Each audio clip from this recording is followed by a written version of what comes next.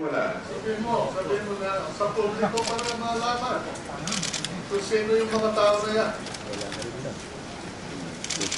Kailangan malaman kung sino central personal. Suafagaw. Ha? Suafagaw. Sir, matagal na po ito junkie agent ko po. Almost 8 years na po. May record po sa sulat po. Pwede mo tanungin. Natalo po ito ng 450 million po. Kaya po siya may 150 million pesos. 450 million pesos po. February 4 po. February 4, okay. Opo. Dumating po si Mr. Cao, sabi niya, yung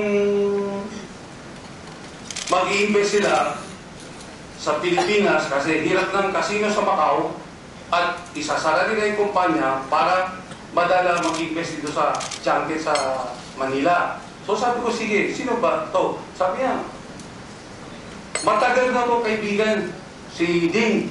Ding Sisi. Sabi niya, sigurado mag-i-invest dito. Next day, dahil nagmamadili ako, so next day, morning, sabi niya, magkita tayo sa Soler. O sabi ko, sige po. Sino nagsabi sa'yo magkita tayo? Yung dalawa po sila.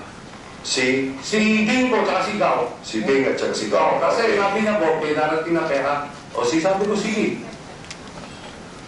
Tawag ko ng may maya. Sabi niya, wala po.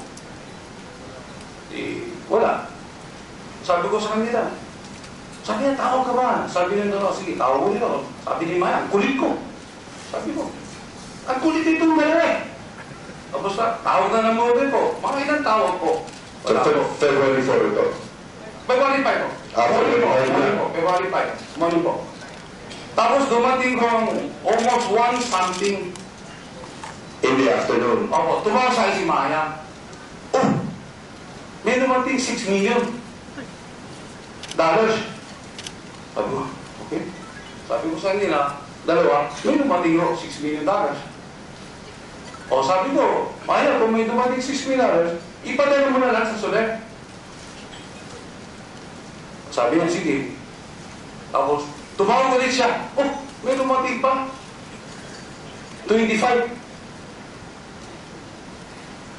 O, sige, padala mo kung pwede. Padala mo sa Soler. So, tumawag ulit. O, may 30 pa. May 20 pa. Lahat ito million. Opo. So, ibig sabihin, lahat ko, yung 81 million po.